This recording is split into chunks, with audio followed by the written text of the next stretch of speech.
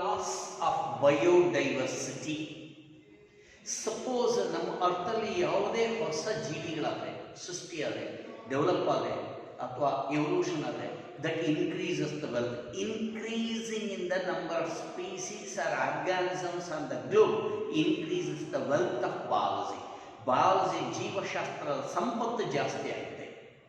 ಆದರೆ ಹಾಗಾಗ್ತಾ ಇಲ್ಲ. ಇತ್ತೀಚಿನ ವರ್ಷಗಳಲ್ಲಿ ಡಿಕ್ಲೈನ್ ಆಗ್ತಾ ಇದೆ, ಕಡಿಮೆ ಆಗ್ತಾ ಇದೆ. ಸೊ ಏನು the decline in the biological wealth of the planet are the earth in recent years, ಇದನ್ನೇ ಲಾಸ್ ಆಫ್ ಬಯೋಡೈವರ್ಸಿಟಿ ಅಂತ.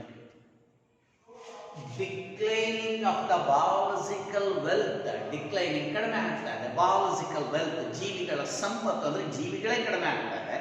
So on the planet or on the earth in recent years, that is called loss of biodiversity. So ನೋಡ್ತಾ ಹೋದ್ರೆ IUCN, International Union for Conservation of Nature and Natural Ecosystem ಇದೆ. IUCN ಇವ್ರು ಏನ್ ಮಾಡಿದ್ರು, ಯಾವ್ಯಾವ ಜೀವಿಗಳು ಕಡಿಮೆ ಆಗಿದೆ, ಎಷ್ಟು ಕಡಿಮೆ ಆಗಿದೆ, ಯಾವುದು ಅಪಾಯದ ಅಂಚಿನಲ್ಲಿದೆ, ಎಂಡೇಂಜರ್ಡ್ ಸ್ಪೀಸೀಸ್ ಅಂತ, ಥ್ರೆಟನ್ ಸ್ಪೀಸೀಸ್, ಇಲ್ಲಿ ಲಿಸ್ಟ್ ಮಾಡ್ತಾ ಹೋದ್ರು. ಆ ಲಿಸ್ಟ್ ರೆಡ್ ಡಾಟಾ ಲಿಸ್ಟ್ ಅಂತ ಹೇಳಿದ್ದಾರೆ. 2004 ಅಲ್ಲಿ ಮಾಡಿದ ಲಿಸ್ಟ್ ನಿಮ್ಮ ಟೆಕ್ಸ್ಟ್ ಅಲ್ಲಿ ಕೊಟ್ಟಿದ್ದಾರೆ. So human beings Pacific island ಅಲ್ಲಿ, ಟ್ರಾಪಿಕಲ್ ರೀಜನ್ ಇರ್ತಕ್ಕಂಥ ಪೆಸಿಫಿಕ್ ಐಲ್ಯಾಂಡ್ ಅಲ್ಲಿ ಹ್ಯೂಮನ್ ಬೀಯಿಂಗ್ ಸೆಂಟರ್ ಆಗಿ ಅಲ್ಲಿ ಅವರ ಹ್ಯಾಬಿಟ್ಯಾಟ್ ಸ್ಟಾರ್ಟ್ ಮಾಡಿದಾಗ, ವಾಸ ಮಾಡೋದು ಸ್ಟಾರ್ಟ್ ಆದ್ಮೇಲೆ ಅಲ್ಲಿ 2000 ಜಾತಿಯ ಬರ್ಡ್ಸ್ ನಾಶ ಆಗಿದೆ. So 2000 species of birds has been extinct due to the human habitat in the tropical Pacific island. ಅಗಾಧ ಪ್ರಮಾಣದ ನಾಶ. ಹಾಗೆ ಎಕ್ಸ್ಟಿಂಕ್ಷನ್ ಎಷ್ಟಾಗಿದೆ ಅಂತ ರೆಡ್ ಡಾಟಾ ಲಿಸ್ಟ್ ಅಲ್ಲಿ ಇದು ಮಾಡಿದ್ರೆ ಲಾಸ್ಟ್ 500 ಇಯರ್ಸ್, ಸೊ 1500 ಅಲ್ಲಿ ಇದ್ದಂಥದ್ದು 2000 ಅಲ್ಲಿ ಇರ್ತಕ್ಕಂಥದ್ದು 500 ಇಯರ್ಸ್ ಅಲ್ಲಿ ಎಷ್ಟು ನಾಶ ಆಗಿದೆ ಅಂದ್ರೆ ಸುಮಾರು 784 ಸ್ಪೀಸೀಸ್ ನಾಶ ಆಗಿದೆ. ಅಂದ್ರೆ ಆ ಗುಂಪಿನ ಜೀವಿಗಳು ಒಂದು ಭೂಮಿ ಮೇಲೆ ಬದುಕಿರೋದೇ ಇಲ್ಲ, ಟೋಟಲಿ ಎಕ್ಸ್ಟಿಂಕ್ಟ್. ಸೊ ಇಷ್ಟ ಇದೆ. ಇದರಲ್ಲಿ 784 ಅಲ್ಲಿ ಯಾವುದು 338 ವರ್ಟೆಬ್ರೇಟ್ ಅನಿಮಲ್ಸ್ ಭೂಮಿಯಿಂದ ಕಣ್ಮರೆ ಆಗಿದೆ, ಯಾವುದೂ ಬದುಕಿಲ್ಲ. 359 ಸ್ಪೀಸೀಸ್ ಆಫ್ ಇನ್ವರ್ಟೆಬ್ರೇಟ್ಸ್ ನಾಶ ಆಗಿದೆ. ಹಾಗೆ 87 ಸ್ಪೀಸೀಸ್ ಆಫ್ ಪ್ಲಾಂಟ್ಸ್ ಭೂಮಿಯಿಂದ ಸಂಪೂರ್ಣ ನಾಶ ಆಗಿದೆ ಅಂತ ರೆಡ್ ಡಾಟಾ ಲಿಸ್ಟ್ ಅಲ್ಲಿ ಲಿಸ್ಟ್ ಮಾಡಿ. ಇದು ನಾಶ ಆಗಿದೆ. ಈ ನಾಶ ಆಗಿರ್ತಕ್ಕಂಥ ರೀಸೆಂಟ್ 500 ಇಯರ್ಸ್ ಇಂದ ಈಚೆಗೆ ರೀಸೆಂಟ್ ಆಗಿ ನಾಶ ಆಗಿರ್ತಕ್ಕಂಥ ಕೆಲವೊಂದು ಅನಿಮಲ್ಸ್ ಅಲ್ಲಿ ಲಿಸ್ಟ್ ಕೊಟ್ಟಿದ್ದಾರೆ. ಇದನ್ನ ಈಗಾಗಲೇ 3 ಟೈಮ್ಸ್ ಮೇನ್ ಎಕ್ಸಾಮಿನೇಷನ್ ಕೇಳಿದ್ದಾರೆ. ಎಕ್ಸಾಂಪಲ್ಸ್ ನ ಡೋಡೋ ಅಂತ, ಇದು ಮರಿಷಿಯಸ್ ಅಲ್ಲಿ ಇದ್ದಂತ ಒಂದು ಬರ್ಡ್. ಸೊ ಇದು 1870 ವರೆಗೂ ಇತ್ತು, ಈಗ ನಾಶ ಆಗಿದೆ, ಯಾವುದು ಬದುಕಿಲ್ಲ. ಡೋಡೋ ಮರಿಷಿಯಸ್. ಹಾಗೆ ಕ್ವೆಗ್ಗ ಅಂತ, ದಿಸ್ ಈಸ್ ಆಫ್ರಿಕನ್, ಇದು ಈಗ ಯಾವುದು ಭೂಮಿ ಮೇಲೆ ಬದುಕಿಲ್ಲ, ನಾಶ ಆಗಿದೆ. ಥೈಲಸಿನ್ ಆಸ್ಟ್ರೇಲಿಯಾ, ಇದೊಂಥರ tiger and leopard or tiger and dog ಮಧ್ಯದಲ್ಲಿದ್ದಂತಹ ಥೈಲಸಿನ್. ಸೊ ಇದು ಆಸ್ಟ್ರೇಲಿಯಾ, ಇದು ನಾಶ ಆಗಿದೆ, ಈಗ ಒಂದು ಭೂಮಿ ಮೇಲೆ ಬದುಕಿದೆ. ಎಕ್ಸಾಂಪಲ್ಸ್ ಎಲ್ಲ. ಹಾಗೆ ಸ್ಟೆಲ್ಲಾರ್ ಸೀಕೌ ಅಂತ ಕರಿತೀವಿ, ಇದು ರಷ್ಯಾ. ಇದರ ಮುಂದೆ ಇನ್ನೊಂದು ಎಕ್ಸಾಂಪಲ್ ಬಳಸ್ತೀವಿ. ಸೊ ಅತಿಯಾಗಿ ಬಳಸಿದ್ರಿಂದ ಸೊ ಸ್ಟೆಲ್ಲಾರ್ ಸೀಕೌ ಇದು ಸಹ ನಾಶ ಆಗಿದೆ, ಭೂಮಿಯಲ್ಲಿ ಯಾವುದು ಬದುಕಿಲ್ಲ. ಹಾಗೆ ನಿಮ್ಗೆಲ್ಲ ಆಶ್ಚರ್ಯ ಆಗ್ಬೋದು, ಟೈಗರ್ ಅಲ್ಲಿ ಹಲವಾರು ಸ್ಪೀಸೀಸ್ ಇದೆ, ಅದರಲ್ಲಿ 3 ಸ್ಪೀಸೀಸ್ ಆಫ್ ಟೈಗರ್ ಈ ಭೂಮಿಯಲ್ಲಿ ಯಾವುದೂ ಇಲ್ಲ. ಯಾವುದು 3 ಸ್ಪೀಸೀಸ್ ಅಂದ್ರೆ ಒಂದು ಬಾಲಿ, ಜವಾನ್ ಅಂಡ್ ಕ್ಯಾಸ್ಪಿಯನ್ ಅಂತಕ್ಕಂಥ 3 ಜಾತಿಯ ಟೈಗರ್ ಈಗ ಭೂಮಿಯಲ್ಲಿ ಇಲ್ಲ. So these are extinction, recent extinction animals. So presently ಈಗ ಭೂಮಿ ಮೇಲೆ nearly about 12% of the birds, 12% of birds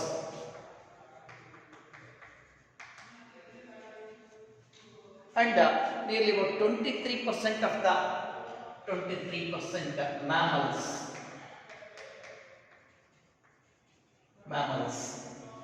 and about 32% of amphibians,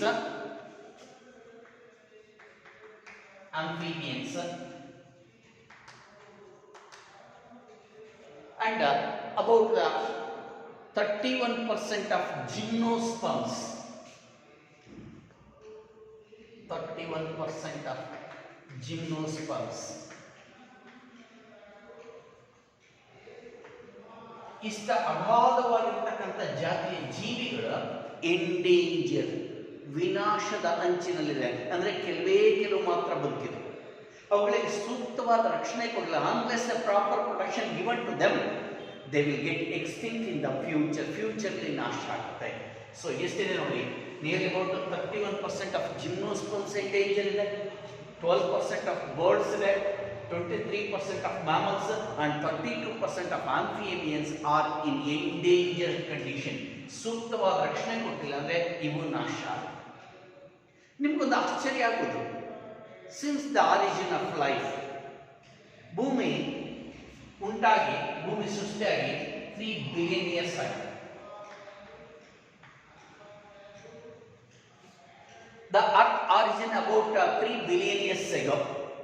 So 3,000 ಕೋಟಿ ವರ್ಷಗಳ ಹಿಂದೆ 3 billion years back earth formation ಆಗಿದೆ. 3 ಬಿಲಿಯನ್ ಇಯರ್ಸ್. ಅಲ್ಲಿಂದ ಇಲ್ಲಿವರೆಗೂ, from that day onwards, after the origin of life, ಭೂಮಿ ಮೇಲೆ ಜೀವಿಗಳು ಸೃಷ್ಟಿಯಾಗಿ, ಜೀವಿಗಳು ಉಂಟಾದ ನಂತರ ಇಲ್ಲಿವರೆಗೂ 5 ಬಾರಿ ಮಾಸ್ ಎಕ್ಸ್ಟಿಂಕ್ಷನ್ ಆಗಿದೆ. ಮಾಸ್ ಅಂದರೆ 90% ಜೀವಿಗಳೆಲ್ಲ ಇದ್ದಕ್ಕಿದ್ದಾಗೆ ನಾಶ ಆಗೋಗುತ್ತೆ. 5 ಮಾಸ್ ಎಕ್ಸ್ಟಿಂಕ್ಷನ್ ಅಕ್ಕರ್ಡ್. ಹಾಗೆ ನಿಮ್ಮ ಟೆಕ್ಸ್ಟಲ್ಲಿ 2004 ಸೇರಿಸಿದ್ರೆ 6th ಈಸ್ ಇನ್ ಪ್ರೋಗ್ರೆಸ್, 6ನೇದು ಸ್ಟಾರ್ಟ್ ಆಗಿದೆ, ನಡೀತಾ ಇದೆ. ಅಂದರೆ ನಾಶ ಆಗುತ್ತೆ ಅಂದರೆ 1 ಸೆಕೆಂಡಲ್ಲೆಲ್ಲ ಪ್ರಳಯ ಆಗೋಗುತ್ತೆ ಅಂತಲ್ಲ, ನಿಧಾನವಾಗಿ ವಿನಾಶದ ಹಂಚಿಗೆ ಹೋಗ್ತೀವಿ, ನಿಧಾನವಾಗಿ, ಡೇ ಬೈ ಡೇ. ಸೊ ಹಾಗಾಗಿ 1 or 2 ಡೇಸಲ್ಲಿ ಆಗೋದಲ್ಲ, ಇದು 100 ವರ್ಷಗಳಲ್ಲಿ ಇದು ವಿನಾಶ ಆಗುತ್ತೆ. ಸೊ ಹಿಂದೆ ವಿನಾಶ ಆಗಿರ್ತಕ್ಕಂಥ 5 ಮಾಸ್ ಎಕ್ಸ್ಟಿಂಕ್ಷನ್ ಒಂದು ಬೆಸ್ಟ್ ಎಕ್ಸಾಂಪಲ್ ಅಂದರೆ ಡೈನೋಸಾರ್ಸ್ ಭೂಮಿಯಿಂದ ನಾಶ ಆಗಿರೋದು, ಹಾಗೆ ಹಿಂದೆ ಇದ್ದಂಥ ಜಾಯಿಂಟ್ ಫರ್ಮ್ಸ್ ನಾಶ ಆಗಿರೋದು, ಇವೆಲ್ಲ ಎಕ್ಸಾಂಪಲ್ಸ್ ಇದೆ. 6ನೇದು ಈಗ ಪ್ರಾರಂಭ ಆಗಿದೆ. ನಾವೆಲ್ಲ ನೇಚರನ್ನು ಉಳಿಸ್ಕೊಳ್ಳಿಲ್ಲ ಅಂದರೆ ಸೊ ನಾವು ಎಲ್ಲ ಒಂದು ದಿವಸ, ಸೊ ನೆಕ್ಸ್ಟ್ 50 or 100 ಇಯರ್ಸಲ್ಲಿ ಟೋಟಲ್ ಎಕ್ಸ್ಟಿಂಕ್ಷನ್ ಆಗುತ್ತೆ. 6th is in progress.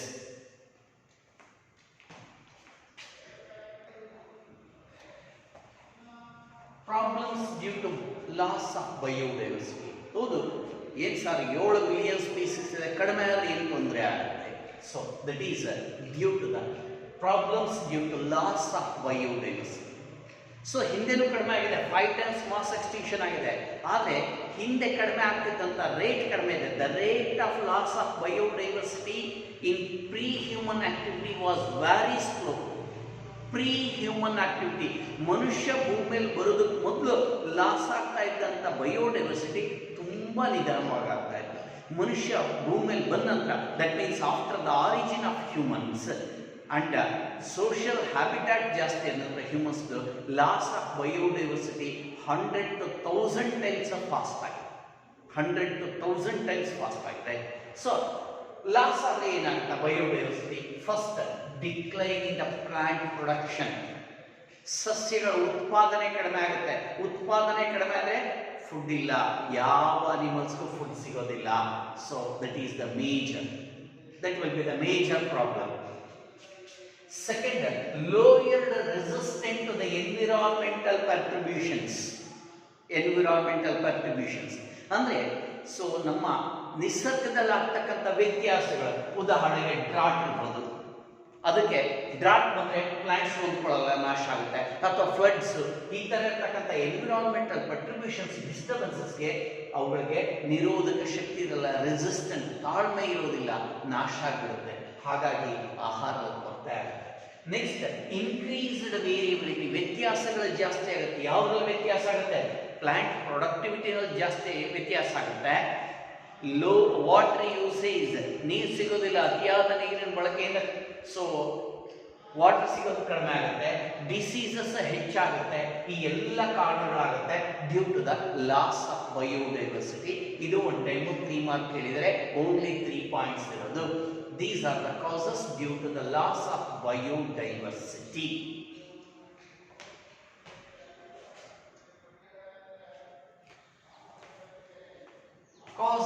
Biodiversity losses. Highest number of time ಕೇಳಿರೋದು ಕ್ವಶನ್ ಪ್ರೀವಿಯಸ್ ಇಯರ್ಸ್ ಅಲ್ಲಿ. ಕಾಸಸ್ ಆಫ್ ಬಯೋಡೈವರ್ಸಿಟಿ, ಯಾವ ಕಾರಣಗಳು ಬಯೋಡೈವರ್ಸಿಟಿ ಕಡಿಮೆ ಆಗ್ತದೆ? ಹೌದು, ಲಾಸ್ಟ್ 500 years ಅಲ್ಲಿ ಪ್ಲಾಂಟ್ಸ್ ಅಂಡ್ ಅನಿಮಲ್ಸ್ ಎಲ್ಲ ಕಡಿಮೆ ಆಗಿದೆ, ಡಾಟಾ ಲಿಸ್ಟ್ ಮಾಡಿದ್ದೀವಿ. ಕಾರಣಗಳೇನು ಕಡಿಮೆ ಆಗುತ್ತೆ? What are the reasons for decline the biodiversity? ಅದಕ್ಕೆ ಕಾಸಸ್ ಆಫ್ ಬಯೋಡೈವರ್ಸಿಟಿ ಲಾಸ್. ಯಾವ ಕಾರಣಗಳು? 4 ಕಾರಣಗಳಿಂದ ಅತಿ ಹೆಚ್ಚು ಜೀವಿಗಳ ನಾಶ ಆಗಿದೆ. ಅದಕ್ಕೆ ಅದನ್ನ ಈವಿಲ್ ಕ್ವಾರ್ಟೆಟ್ ಅಂತ, quarter 4 evil ಕ್ವಾರ್ಟೆಟ್, 4 reasons which causes the much more biodiversity loss. ಯಾವುದು? First one is habitat loss and fragmentation. habitat loss and fragmentation. ಇಲ್ಲಿ ಒಂದು ದೊಡ್ಡದಾಗಿರ್ತಕ್ಕಂಥ ಹ್ಯಾಬಿಟ್ಯಾಟ್ ಇದೆ, ಯಾವುದೋ ಒಂದು ಫಾರೆಸ್ಟ್ ಏರಿಯಾ ಇದೆ, ಇದು ಲಾಸ್ ಆಗುತ್ತೆ. ಅಂದ್ರೆ ಇಲ್ಲಿರ್ತಕ್ಕಂಥ ಈ ಫಾರೆಸ್ಟ್ ಲ್ಯಾಂಡ್ ಎಲ್ಲ ಯಾವುದಕ್ಕೂ ಕನ್ವರ್ಟ್ ಮಾಡ್ತೀವಿ ಅಗ್ರಿಕಲ್ಚರ್ ಲ್ಯಾಂಡ್, ಹ್ಯಾಬಿಟ್ಯಾಟ್ ಲಾಸ್ ಆಯ್ತು, ಅಲ್ಲಿರ್ತಕ್ಕಂಥ ಜೀವಿಗಳೆಲ್ಲ ನಾಶ ಆಗುತ್ತೆ. ಮುಂದೆ ಸಿಗೋದು ಯಾವುದು? ಓನ್ಲಿ ಅಗ್ರಿಕಲ್ಚರ್ ಲ್ಯಾಂಡ್, ಅದಕ್ಕೆ ಹ್ಯಾಬಿಟ್ಯಾಟ್ ಲಾಸ್. ಅಥವಾ ಫ್ರಾಗ್ಮೆಂಟೇಷನ್, ಇದನ್ನ 2-3 ಪೀಸ್ ಮಾಡ್ತೀವಿ, ಇಲ್ಲೆಲ್ಲೋ ಹೀಗೆ ರೋಡ್ ಮಾಡ್ತೀವಿ, ಹೀಗೆ ರೋಡ್ ಮಾಡ್ತೀವಿ. ಸೊ ದೊಡ್ಡದಾಗಿದ್ದಂಥ ಹ್ಯಾಬಿಟ್ಯಾಟ್ 2-3 ಚಿಕ್ಕ ಚಿಕ್ಕ ಪಾರ್ಟ್ ಆಗಿ ಡಿವೈಡ್ ಆಗುತ್ತೆ. ಸೊ ಯೂಶಲಿ ಬರ್ಡ್ಸ್ ಅಂಡ್ ಮ್ಯಾಮಲ್ಸ್ಗೆ ಲಾರ್ಜ್ ಹ್ಯಾಬಿಟ್ಯಾಟ್ ಬೇಕು, ಬರ್ಡ್ಸ್ ಮತ್ತು ಮ್ಯಾಮಲ್ಸ್ಗೆ ದೊಡ್ಡದಾಗಿರೋ ಹ್ಯಾಬಿಟ್ಯಾಟ್ ಬೇಕು. ಆ ಥರ ಫ್ರಾಗ್ಮೆಂಟೇಷನ್ ಅಂದರೆ ಕಾಂಪಿಟೇಷನ್ ಆಗಿ ಅವುಗಳ ಸಂಖ್ಯೆ ಕಡಿಮೆ ಆಗುತ್ತೆ, ಡೆತ್ ಆಗುತ್ತೆ. So decline in the biodiversity, habitat loss and fragmentation. Birds and mammals need a large habitat. The fragmentation leads into increase the competition and decline the biodiversity. ಎರಡನೇದು ಓವರ್ ಎಕ್ಸ್ಪ್ಲಾಯ್ಟೇಷನ್, ಅತಿಯಾದ ಬಳಕೆ. ಕೆಲವೊಂದು ಜೀವಿಗಳನ್ನ ಅತಿಯಾಗಿ ಬಳಸ್ಬಿಡ್ತೀವಿ, ಅವು ಎಕ್ಸ್ಟಿಂಕ್ಷನ್ ಆಗುತ್ತೆ. ಹಿಂದೆ ಈಗಾಗಲೇ 500 years ಬ್ಯಾಕ್ ಇದ್ದಂತ ಲಾಸ್ ಆಗಿರ್ತಕ್ಕಂಥ ಅನಿಮಲ್ ಸ್ಟಡಿ ಮಾಡಿದ್ವಿ, ರಷ್ಯನ್ ಸ್ಟೆಲ್ಲಾ ಸೀ ಕೌ. ಇದನ್ನೇ ಅತಿ ಹೆಚ್ಚು ಬಳಸಿದ್ರು because of the meet and wool. So ಅದನ್ನು ಅತಿ ಹೆಚ್ಚು ಬಳಸಿ ಸ್ಕಿನ್ ಅಂಡ್ ಮೀಟ್ಗೆ ಈಗ ಪೂರ್ತಿ ನಾಶ ಆಗಿದೆ, ಎಕ್ಸ್ಪ್ಲಾಯ್ಟೇಷನ್. ಹಾಗೆ ಒನ್ ಮೋರ್ ಅಂದ್ರೆ passenger pigeon or travellers pigeon ಅಂತ ಹೇಳ್ತೀವಿ, ಟ್ರಾವೆಲರ್ಸ್ ಪಿಜನ್. ಇದನ್ನೇ ಹಿಂದೆ ಎಲ್ಲ ಪತ್ರಗಳನ್ನು ಕಳಿಸೋದಕ್ಕೆ ಉಪಯೋಗಿಸಿದಂತ ಬರ್ಡ್ ಪಿಜನ್, ಪಾರಿವಾಳಗಳು, ಅದನ್ನ ಅತಿಯಾಗಿ ಬಳಸಿ ಇವತ್ತದು ಬದುಕಿಲ್ಲ. ಹಾಗಾಗಿ ಓವರ್ ಎಕ್ಸ್ಪ್ಲಾಯ್ಟೇಷನ್ ಇಂದನೂ ನಾಶ ಆಗುತ್ತೆ ಜೀವಿಗಳು. ಇದು ಎರಡನೇ ಕಾರಣ, ಬಯೋಡೈವರ್ಸಿಟಿ ಲಾಸ್. ಮೂರನೇ ಕಾರಣ, third cause is alien species invasion. ನಿನ್ನೆ ಹೇಳಿದ್ದೆ ಏಲಿಯನ್ ಸ್ಪೀಸಿಸ್, ಲಾಸ್ಟ್ ಕ್ಲಾಸ್ ಅಲ್ಲಿ ಹೇಳಿದ್ದೀನಿ. Alien species introduce from other habitat, ಬೇರೆ ಕಡೆಯಿಂದ ಇಲ್ಲಿ ಬಂದು ಸೆಟ್ಲ್ ಆದಾಗ ಸೊ ಇಲ್ಲಿರ್ತಕ್ಕಂಥ ಜೀವಿಗಳಿಗೆ ತೊಂದರೆ ಆಗುತ್ತೆ, ಅದು ಏಲಿಯನ್ ಸ್ಪೀಸಿಸ್.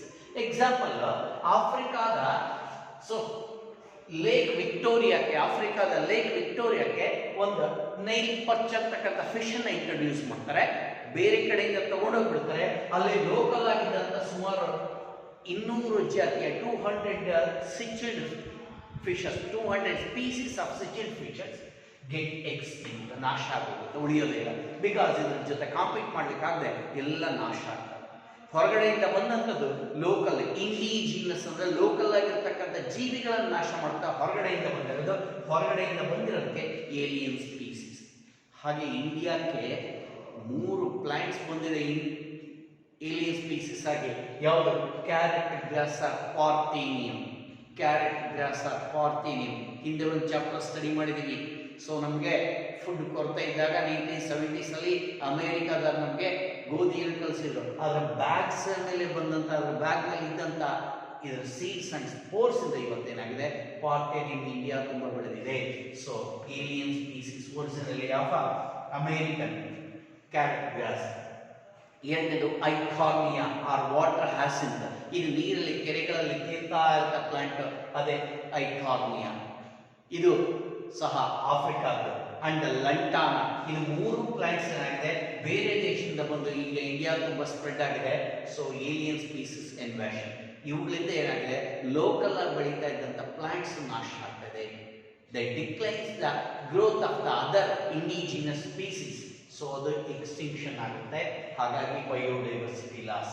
ಹಾಗೆ ರೀಸೆಂಟ್ ಆಗಿ ಕ್ಲಾರಿಯಸ್ ಗೈರಿಪೈನಸ್ ಅಂತಕ್ಕಂಥ ಒಂದು African cat fish African illegal, ಇದು ಪರ್ಮಿಷನ್ ಇಲ್ಲ, ಅಲ್ಲಿಂದ ತಂದು ನೀರೆಲ್ಲ ಇದು ಬಿಡ್ತಾರೆ. ಈ ಫಿಶಸ್ ಏನ್ ಮಾಡ್ತದೆ, ಲೋಕಲ್ ಫಿಶಸ್ ನ ತಿನ್ನುತ್ತೆ. ಹಾಗಾಗಿ ಲೋಕಲ್ 2-3 ಜಾತಿ ಫಿಶ್ ನಾಶ ಆಗುತ್ತೆ, ಒಂದೇ ಜಾತಿ ಉಳಿಯುತ್ತೆ. ಸೊ ಇದು ಮೂರನೇ reason, causes of biodiversity lost coextinction. ಎರಡು ಒಟ್ಟಿಗೆ ನಾಶ ಆಗುತ್ತೆ. ಹೇಗೆ, ಇಲ್ಲೊಂದು ಜೀವಿ ಇದೆ, ಇದ್ರ ಮೇಲೆ ಅವಲಂಬಿತವಾಗಿರ್ತಕ್ಕಂಥ ಇನ್ನೊಂದು ಜೀವಿ ಇದೆ, ಸಪೋಸ್ ಇದು ನಾಶ ಆದ್ರೆ ಇದು ಹೋಗುತ್ತೆ. ಬೆಸ್ಟ್ ಎಕ್ಸಾಂಪಲ್ ಪ್ಯಾರಾಸೈಟ್ಸ್ ಇದೆ. So this is a fish, ಇದಕ್ಕೆ ಅಂಟ್ಕೊಂಡು ಬೆಳೀತಕ್ಕಂಥ ಯಾವುದೋ ಪ್ಯಾರಾಸೈಟ್ ಇದೆ, ಫಿಶ್ ನಾಶ, ಇದು ನಾಶ. So the parasites of the fishes they will get extinction, coevolution. ಹಾಗೆ ಸೆಕೆಂಡ್ ಚಾಪ್ಟರ್ ಹಿಂದೆ ಒಂದ್ಸರಿ ಸ್ಟಡಿ ಮಾಡಿದ್ರಿ. So wasp pollinate flowers. So wasp ನಾಶ ಆದ್ರೆ ಫ್ಲವರ್ಸ್ಗೆ ಪಾಲಿನೇಟ್ ಮಾಡೋದು ಯಾವುದಿರಲ್ಲ, ಹಾಗೆ ಫ್ಲವರ್ಸ್ ನಾಶ ಆದರೆ ಈ ವಾಸ್ಪ್ ಮೊಟ್ಟೆ ಇಡೋದಕ್ಕೆ ಜಾಗ ಇರಲ್ಲ, ಎರಡೂ ನಾಶ ಆಗುತ್ತೆ. So in course of evolution 2 organisms are developed together and dependent. If one get extinct, another will also get automatically extinct. This is called co-extinction. These are the 4 reasons of or causes of loss of biodiversity.